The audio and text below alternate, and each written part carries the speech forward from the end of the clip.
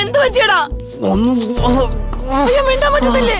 ഈശ്വരാ, അയ്യോ അയ്യോ എന്റെ കുഞ്ഞിന്, അയ്യോ എന്റെ ദൈവമേ. പതുക്കെ പതുക്കെ പതുക്കെ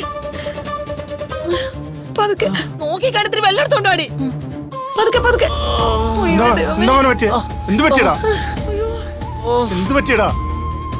എടി വെള്ളം കൊണ്ടുവാടി. ഇതാ കുടിക്ക് കുടിക്ക്.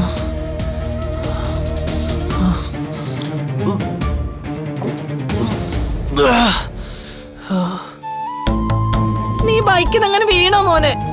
ആകെ പൊട്ടിയിട്ടുണ്ടല്ലോ, ചോരയൊക്കെ വരുന്നുണ്ട്. നിന്നോട് സൂക്ഷിച്ചോടിക്കണം ഞാൻ എത്ര തവണ പറഞ്ഞിട്ടുള്ളതാ. നീ വാ, നമുക്ക് ആശുപത്രി പോവാം. ബൈക്കിൽ നിന്ന് വീണതാണെന്ന് ഞാൻ പറഞ്ഞോ? എനിക്കെന്താ ബൈക്ക് ഓടിക്കാൻ അറിയാത്തോണ്ടാ?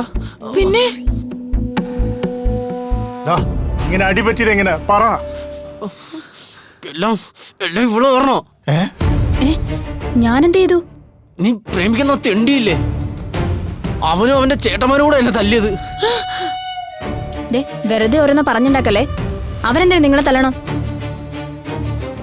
വല്ലയിടത്തും പോയി തല്ലു വാങ്ങിട്ട് അവരുടെ തലയെ കെട്ടി വെക്കണ്ട. തോന്നുന്നുണ്ടല്ലോ, ദേഷ്യം കൊണ്ട് ഭ്രാന്തെടുത്ത് നിൽക്കാ ഞാൻ. അതിനുള്ള കൂടെ നിനക്ക് കിട്ടും. നീ അവിടെ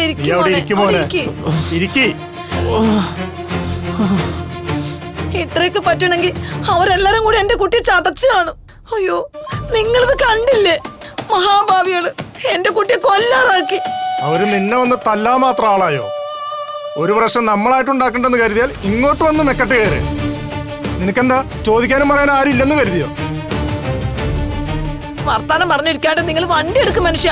ഇവനെ ആശുപത്രി കൊണ്ടുപോകണം. അവരടിക്കാൻ മാത്രം അഖിലേട്ടൻ എന്താ ചെയ്തേ? നീ അവിടെ ഇരിക്കും മോനെ. ചോദിക്കുന്ന കേട്ടില്ല അച്ഛാ. അവരൊന്ന് എന്നെ തല്ലിന്ന് പറഞ്ഞപ്പോ ഞാൻ അവരെന്താ ചെയ്തെന്ന്?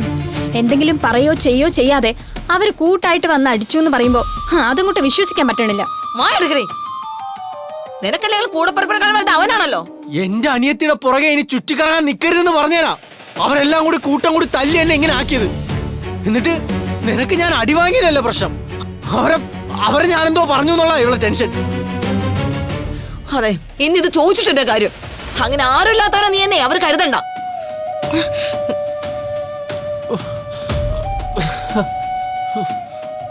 വീട്